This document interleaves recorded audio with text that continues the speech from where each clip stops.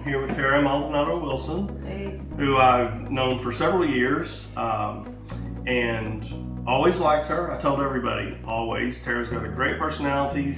She's articulate, she's well-spoken, she's passionate, and I carried those earlier feelings into this campaign, even though we were opponents, but that didn't color the way I felt about her. And actually the first meeting that we were together in, I stuck my hand out and she said, "Oh, give me a hug."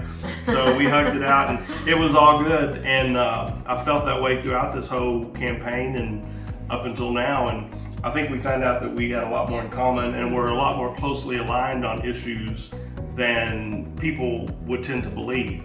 And I feel like that's true. Yeah, I agree. You know, the reason why I ran for city council to begin with, from the very beginning, was always because I felt shut out of City Hall. And me and Rick both lived in District 4 when I ran for that campaign and found out, hey, Riverside felt shut out too.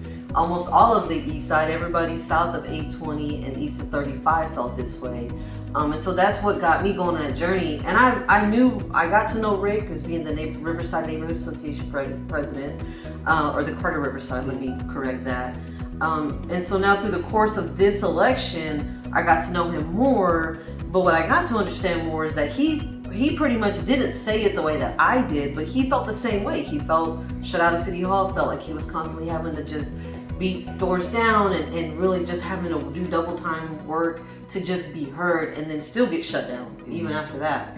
And so I know that he's not a MAGA Republican. I mean, me and Rick are both part of the LGBTQ community. I am queer Latina. He is a gay man with a partner for 15 years. So, you know, being that it's Pride Month and being that the state legislature has really been doing the very ugly things to attack LGBTQ youth, you know, as an ambassador for those types of programming and advocacy, I would have no problem supporting Rick for city council.